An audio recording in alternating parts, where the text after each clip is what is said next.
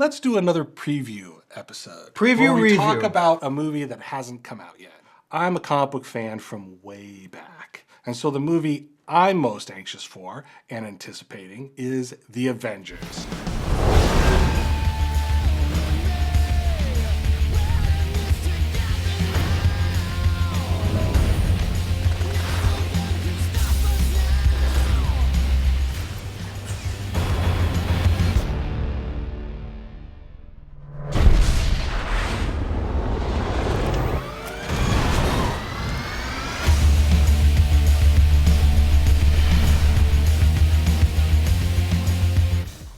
David, why don't you give us some background on the Avengers team as a whole? Regarding the Avengers, I actually want to talk about the Justice League because the Justice League was DC Comics' first attempt at a superhero supergroup. They came out with the first Justice League comic book in 1960, and it was wildly popular. So what happened was that Marvel Comics said, uh-oh, we got to come out with our superhero supergroup. Right. And they came out with the Avengers a few years later in 1963, and that was wildly popular as well. But it is important to note that over the decades, we've seen a real rotating staff of superheroes that have come in and out of the Avengers world. Iron Man was created by Stan Lee as a quintessential capitalist, a man that the counterculture would hate, but that he would make them love. Captain America is probably the oldest of the characters in that he predates Marvel Comics. Right. He was created in 1941 under Marvel's predecessor, Timely Comics, created by Joe Simon and the legendary Jack Kirby. Jack Kirby.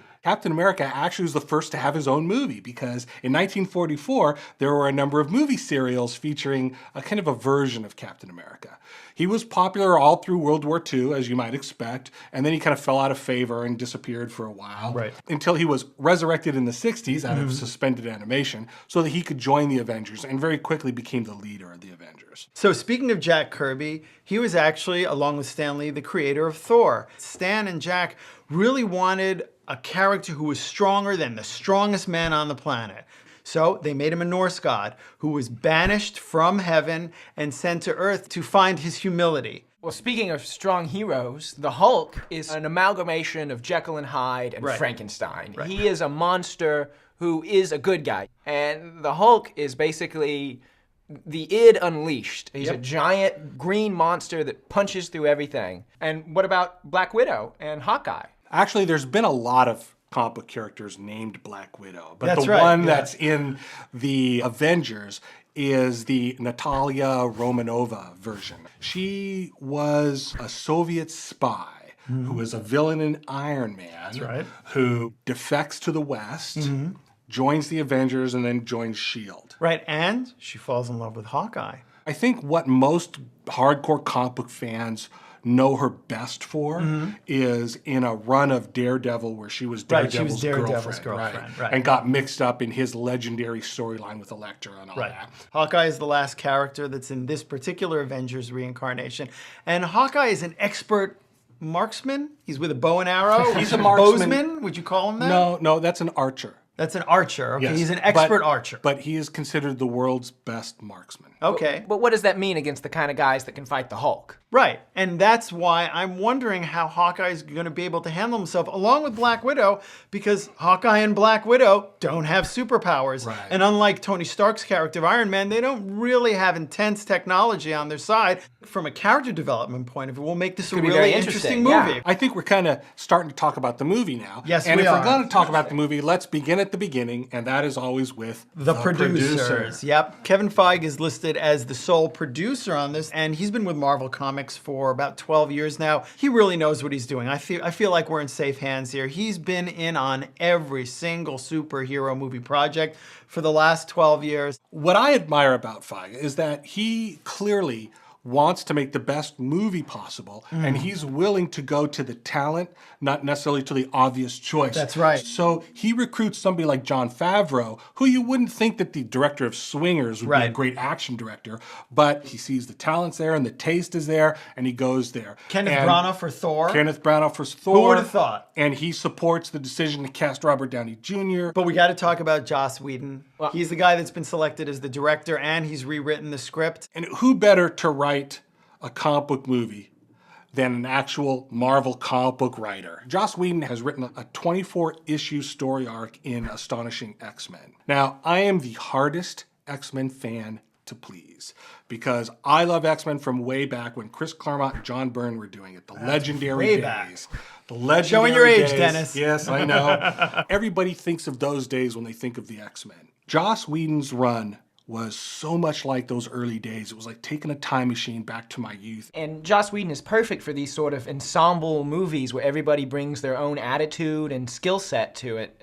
Pretty much everything he's done has been the kind of let's team up and save the world kind of picture. Behind the camera, he's known primarily for two things, and that is Buffy the Vampire Slayer, which I was not a big fan of, but I know you loved. Best show ever. I like And it. Best show ever. Firefly, which I know you two may not have I know, known as I like well, that too. but I loved Firefly. So it seems like no matter which direction he goes, it'll be good. And I think it really testifies to what you were saying earlier, that they're not trying to make studio pictures here. They're trying to give individual talents a chance to make their own creative decisions. It is a bold and almost unheard of move until very recently to allow one director to have basically the complete creative domain on writing the script and directing it. Right. Often they like to split up the script writing on 20 different people and plan it out over 15 years and then just give it to a guy and say, shoot these explosions really well. And this is certainly not that. Shoot these explosions. There's like a really true well. creative Absolutely. development behind this movie, and there's a voice, and it looks very exciting.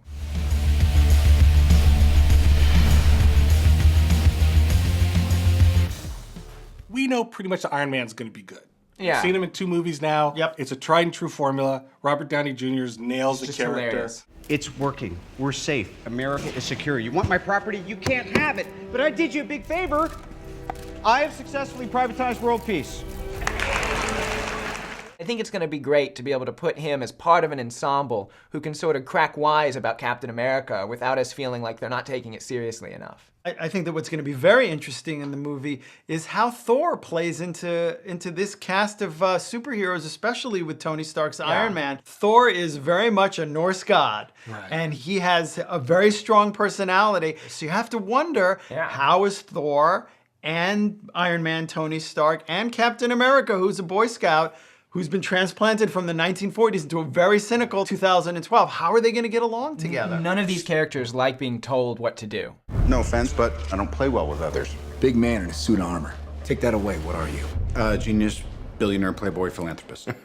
So Captain America is going to be an interesting thing to see because I knew when I first heard that Marvel was considering a Captain America movie, the only way it would really work is if they said it in World War II. And sure enough, They did. They said it in World War II. But now he's in the modern day. Yep. And how is that going to work? Is he going to devolve into a moody muscle man? He's been cut off from everything he knows. Yep. Everyone he grew up with is Dead. gone and died, and he's very isolated. And command is a very isolating position, and they'll probably play on that. It seems a little dangerous to make the leader of the group someone who knows nothing of what's happened for the last 60 years. I know, he's like, I've been out of it for 60 years and now you guys are asking me to lead this fight. The villain in the Avengers movie is going to be Loki, Thor's stepbrother. I'm interested how they're going to ratchet up the threat so that Loki, who was originally defeated by just Thor, is going to pose a challenge great to point. these characters from 4 different film franchises. Not only defeated by Thor, but defeated easily. Yeah, roundly Where and simply Thor's defeated. basically like, okay, I've had enough. Boom, that's the end of the fight.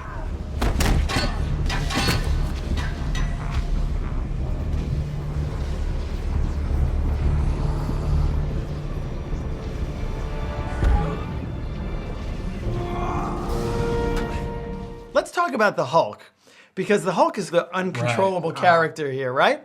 Well, this is the 3rd movie that the Hulk has appeared in since the turn of the millennium, and each time he's been played by a different actor, this time by Mark Ruffalo. But this is actually the first time that the Hulk's CGI'd appearance is going to be based on Mark Ruffalo's actual appearance. So they're doing motion capture. They're doing instead of motion capture, CGI. but they're actually artistically trying to make the Hulk look and sort of channel Mark Ruffalo's actual face. Very cool. It's very exciting, but I'm a little worried about putting the Hulk on a team. The Hulk works best when he's sort of this unrestrained id. He is just rage and destruction. The more you rein him in by the superego of the group, the less hulky he is. Let's next talk about Hawkeye. Hawkeye's played by Jeremy Renner, and Jeremy has been quite an action star in the past, so I think he's going to be able to handle the role pretty well. you're going to see Black Widow and Hawkeye as the original core of the group. They have the mission in mind the most. They've been training with S.H.I.E.L.D., they're actual S.H.I.E.L.D. agents. Right. And they have a shared history. They may even bring that romance into the film.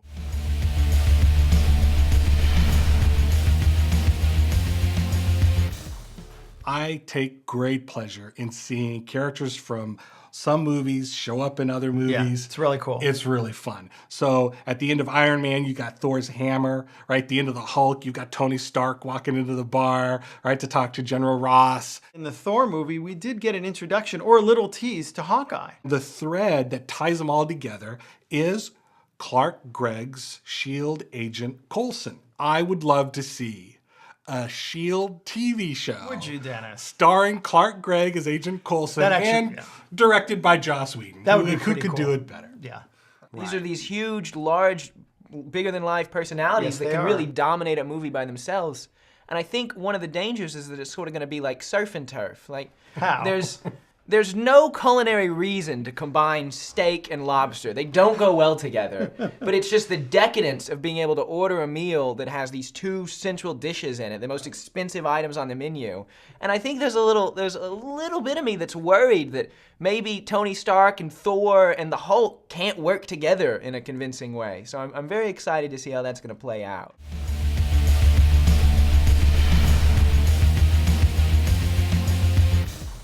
The movie is coming out on May 4th, 2012. And until then, I guess until then, the pub is closed. pub at is least on this closed. At least on this one. Cheers, guys. Cheers. one. Cheers.